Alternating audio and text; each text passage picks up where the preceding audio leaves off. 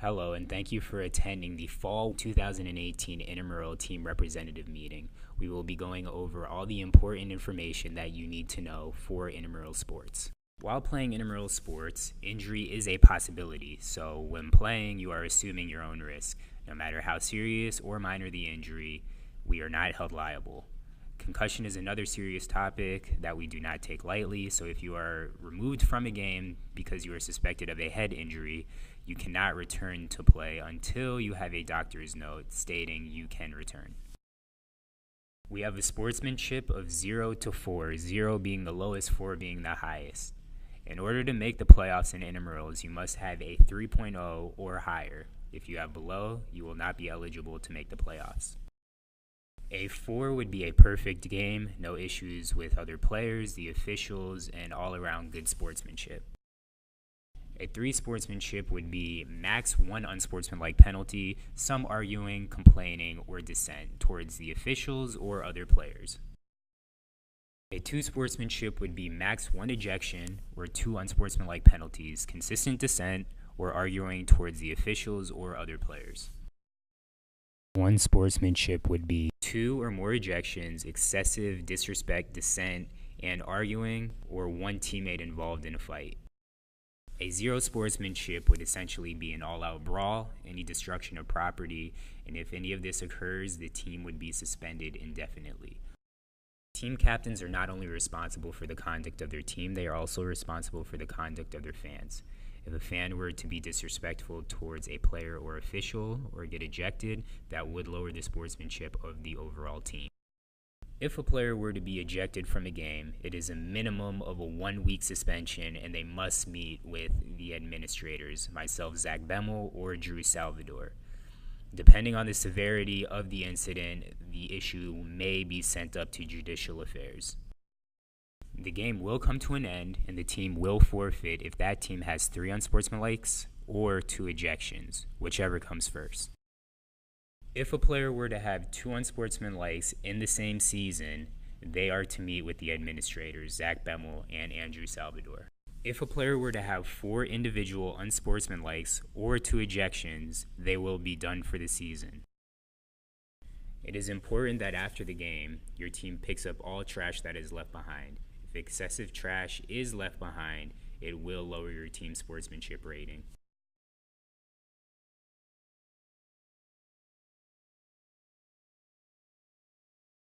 In order to be eligible to participate in intramural sports, you must be a UC faculty or staff member or a UC student.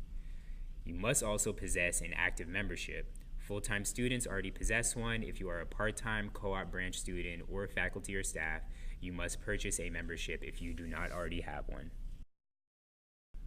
Club sports players are eligible to play in intramural sports. However, you can only have a certain amount of club players on your intramural team. With sports with 1 to 4 players, you can have 1 club member of a similar sport, and with sports 5 and up, you can have 2 club members of a similar sport. In the same or similar intramural sport, 0 current or former professional athletes can participate, and varsity athletes must be 365 days removed from their team roster. Please keep in mind that you can only play for 1 same-gender sport and 1 co-ed sport. So you cannot play men in fraternity or women in sorority. You can play men in co-ed or women in co-ed. Every single intramural game, you will need your Bearcat card to check in, especially for the first game. If it is past your first game and you forget your Bearcat card, you can use a state-issued ID to check in, but you can only use that up to 2 times per season.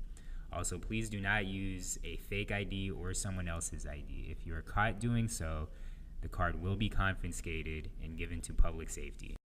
As team captain, you can add all your players online on imleagues.com. Please be aware that there is a roster maximum. For 7-on-7 flag football, the maximum is 20 players. For 3-on-3 basketball and for futsal, the maximum is 12 players. New this year, you must have the minimum amount of players added to your roster prior to your first game. Captains can confirm players to be added to the roster on imleagues.com. Inviting players alone is not enough. Again, you must confirm those players. If you are looking to add more players to your team, please utilize the free agent feature on imleagues.com. These are players that are currently not on a team but are interested in playing intramural sports. As a team captain, you can protest a few things. Some of those things are rule interpretation. If you feel an official has applied the rules incorrectly, you must stop play and officially protest. You can also protest player eligibility if you feel that there is a varsity player on the team. You can do this at any point throughout the game. The one thing you cannot protest is the judgment of an official.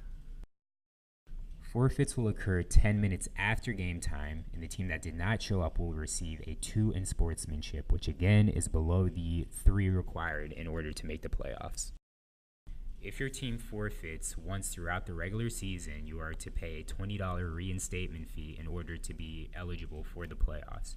If your team forfeits a second time, you will be kicked out of the league. If you know your team is unable to make an intramural game, you can default as opposed to forfeiting. If you need to default, email us 48 hours in advance, and you will still be eligible for the playoffs, and you will not need to pay a reinstatement fee. And defaulting will be a 3 sportsmanship as opposed to a 2. Please be aware that any jewelry, hats, watches, or fitness trackers are not permitted while playing intramural sports. And if you are wearing a cast or a knee brace, it must be padded. In order to play intramural sports, you must wear athletic clothing and footwear only. While on turf, please do not wear metal cleats or screw-in cleats. And while on the basketball courts, we ask that you wear non-marking shoes. In the event of any inclement weather, please call our weather hotline, which is 513-556-4FUN. In order to qualify for the playoffs, you must have an average sportsmanship rating of 3 or better, 0 forfeits, or if you did forfeit, you pay the $20 reinstatement fee, and completed the captain's quiz once per season. Please note, for flag football, you must wear shorts without pockets. If you play with shorts with pockets, you will not be allowed to play. Shorts cannot be taped, zipped, or stapled. During the last week of the regular season, you will receive a playoff email. This email consists of important information such as adding players, paying your reinstatement fee, and a link to the playoff availability form. If you do not fill out this playoff availability form, we will not meet your time requests. Thank you for attending the online team representative meeting. All schedules will be out Friday, October 26th, and the season will begin Sunday, October 28th. Good luck to all teams this season.